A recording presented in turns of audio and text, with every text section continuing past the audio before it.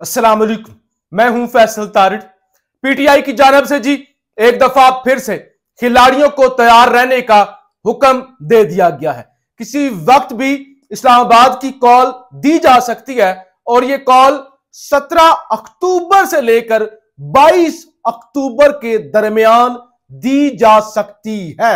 इसके अलावा आज से ही पंजाब के मुख्तलिफ शहरों के अंदर दफा 144 नाफिज हो चुकी है और पंजाब हुकूमत ने अपनी तैयारियां मुकम्मल कर ली हैं।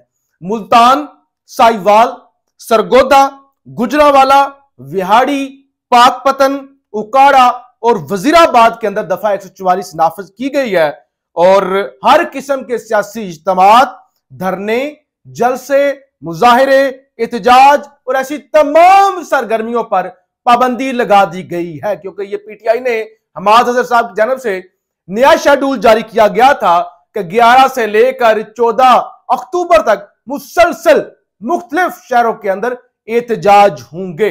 अब ये जो नई इस्लामाबाद की तैयारी पकड़ी जा रही है, एक तो अली अमीन गंडापुर ने भी अपनी तकरीर के अंदर कहा था तैयार हो जाओ, मैं फिर आ रहा हूं। दूसरे नंबर पे ये जो एहतजाज मुअक्खर किया गया ना, पीटीआई भी थोड़ी से पीछे हटी और गंडापुर की गिरफ्तारी कह लें या गंडापुर ने जो कहा 12 इजला मैंने पार किए, उसकी सबसे बड़ी वजह यह है एससीओ कॉन्फ्रेंस। यानी एससीओ कॉन्फ्रेंस पर कोई भी कंप्रोमाइज नहीं करेगा, रियासत भी नहीं करेगी, हुकूमत भी नहीं करेगी, इवन पीटीआई भी नहीं चाहेगी कि इतनी बड़ी कॉन्फ्रेंस जो है वो मुतनाज़ा बने। तो लिहाजा उस सिलसिले में हुकूमत भी थोड़ा पीछे हटी थी। मौलाना फजल रहमान ने भी हुकूमत को समझाया था कि इंसान के बच्चे बनो, तुम हुकूमत में हो, ऐसी हरकतें मत करो कि पूरी दुनिया के अंदर मुंह काला हो। लेकिन अब क्योंकि हुकूमत ने जैसे ही एससीओ कॉन्फ्रेंस गुजरेगी तो हुकूमत आईनी तरमीम पर लग जाएगी, क्योंकि वक्त बड़ा कम रह गया होगा। 25 अक्टूबर से पहले पहले सारे इंतजाम करने हैं, तो लिहाजा अब तैयारियां शुरू हो गई हैं। यही वजह है कि पीटीआई ने अपने खिलाड़ियों को अलर्ट कर दिया है कि 17 अक्टूबर से 22 अक्टूबर के दरमियान आप अपनी तैयारियां मुकम्मल रहें, गिरफ्तार मत हूं, बच बचा के रहिए, क्योंकि एक मेगा कॉल आ सकती है जिसके अंदर सिर्फ केपी के नहीं कि गंडापुर काफिला लेके आएगा, बल्कि पूरा पंजाब भी, पूरा पाकिस्तान, सिंध, बलोचिस्तान, कश्मीर, गिलगित बल्तिस्तान सब फिर इस्लामाबाद पहुंचेंगे और वो एक मेगा एहतजाज होगा, कोई छोटा मोटा एहतजाज नहीं होगा। अब हो क्या रहा है, एक तो जनाब हुकूमत ने अपनी तैयारियां पूरी कर ली हैं।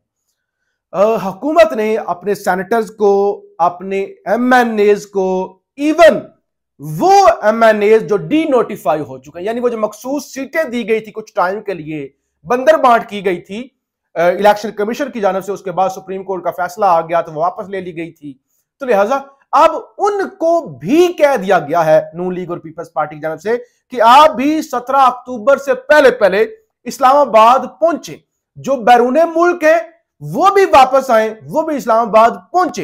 अब ये जो डी नोटिफाई हो गए थे मखसूस सीटों वाले, बंदर बांट वाले, माले गनीमत वाले, उनको इसलिए बुलाया गया है क्योंकि कहा गया है कि ये इम्कान है कि election commission of Pakistan notification को दोबारा बहाल कर दे, क्योंकि स्पीकर 2 खत लिख चुके हैं कि क्योंकि हमने अब कानून के अंदर तरमीम कर लिया, इलेक्शन एक्ट के अंदर तरमीम कर लिया है, तो लिहाजा सीटें हमें दी जाएं। बहरहाल आज खबर आई थी इलेक्शन कमीशन के जराये से, जो मैंने आपको दी भी थी, कि इलेक्शन कमीशन यह कहता है कि जब तक सुप्रीम कोर्ट का नया चीफ जस्टिस नहीं आएगा तब तक ना सीटें पीटीआई को दी जाएंगी ना हुकूमत को दी जाएंगी, तब तक यह मामला लटकाया जाएगा। लेकिन अगर एस्टैब्लिशमेंट का प्रेशर होता है तो यह काम भी हो सकता है कि उनको दोबारा नोटिफाई कर दिया जाए और किसी तरीके से तरमीम के लिए बंदे पूरे कर लिए जाए। दूसरे नंबर पे क्या हो रहा है, दूसरे नंबर पे कल एक अहम जो मखसूस कमेटी है, खसूसी कमेटी है, उसका इजलास बुला लिया गया है। खबर जनाब यह है कि मुजव्जा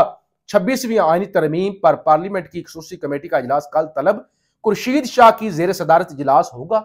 आईनी तरमीम के मुसवदे पर मुशावरत की जाएगी। नून लीग, पीपल्स पार्टी, जेयूएफ समेत दीगर जमातों के रहनुमाओं की शिरकत का इम्कान है। तो एक तरफ लाहौर हाई कोर्ट को डिप्टी अटॉर्नी जनरल ने यह बताया कि देखिए अभी तो मुसवदा ही तैयार नहीं हुआ, अभी तो मुशावरत हो रही है, अभी तो कोई चीज ही कोई नहीं है, तो फिर क्या चीज इनको दिखाएं। तो लिहाजा अभी कोई बातचीत, जस्ट बातचीत चल रही है, मुसवदा कोई नहीं है। दूसरी तरफ कल जो है वो खसूसी कमेटी का पार्लियामेंट के अंदर इजलास भी बुला लिया गया है। अब गंडापुर आज बड़ा ग्रैंड जिरगा हुआ, मुशावरत हुई, मोहसिन नकवी, बैरिस्टर गौहर और तमाम जमाती आज दिन को भी आपको बताया। अब इस वक्त अली अमीन गंडापुर पहुंचे हुए हैं, जिला खैबर के इलाका जमरूद, वहां पर जनाब इस वक्त जिरगा जारी है।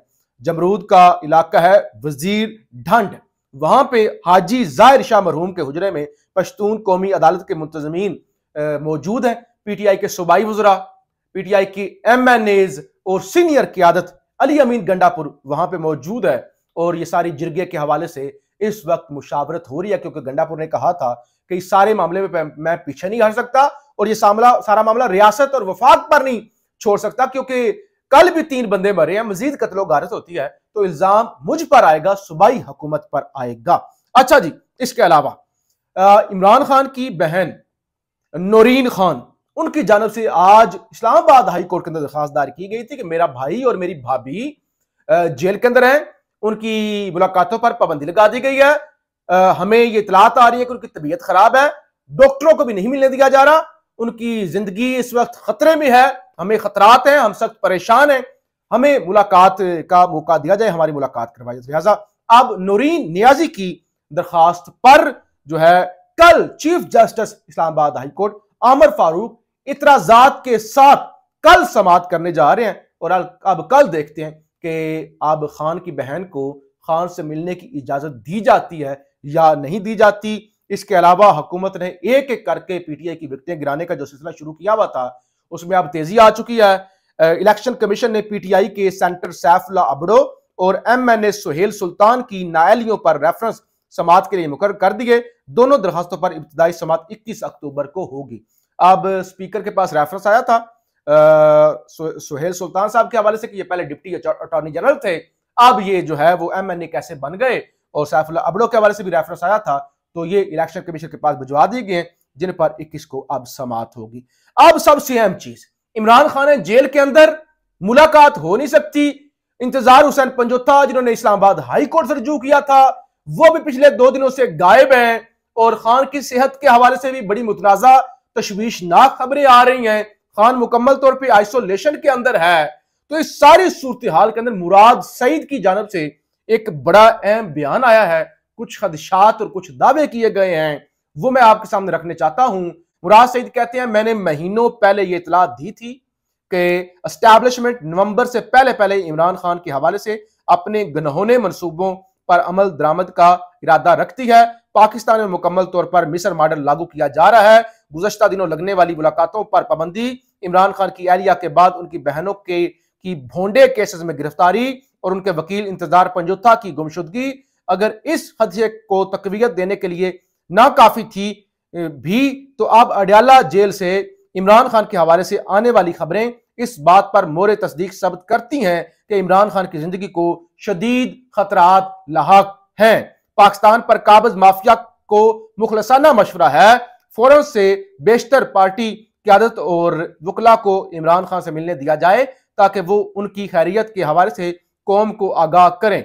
इमरान खान और मोहम्मद मुर्सी शहीद के कद में जो फर्क है इसका शायद आपको इस वक्त अंदाजा नहीं है। इस आग से खेलने की ख्वाहिश तर्क कर दें वरना किसी के दामन में खैर नाम की खैरात नहीं रहेगी। तो मुराद सईद की जानब से कहा गया है खान बहुत पॉपुलर है, खान को मुर्सी समझने की गलती मत करना, आखिरी मौका है और जो है इमरान खान से मुलाकात करवाएं ताकि ये जो खदशात हैं ये कम हो सके और जो परेशानियां बढ़ रही हैं। इमरान खान की बहनें यानी किसी को गैरत नहीं आ रही, वो मरियम नवाज, वो जी अदी फरियाद तालपुर और वो जो औरत कार्ड खेलते थे, इमरान खान की बहनें भी हिरासत में, एहलिया भी हिरासत में और इमरान खान खुद भी।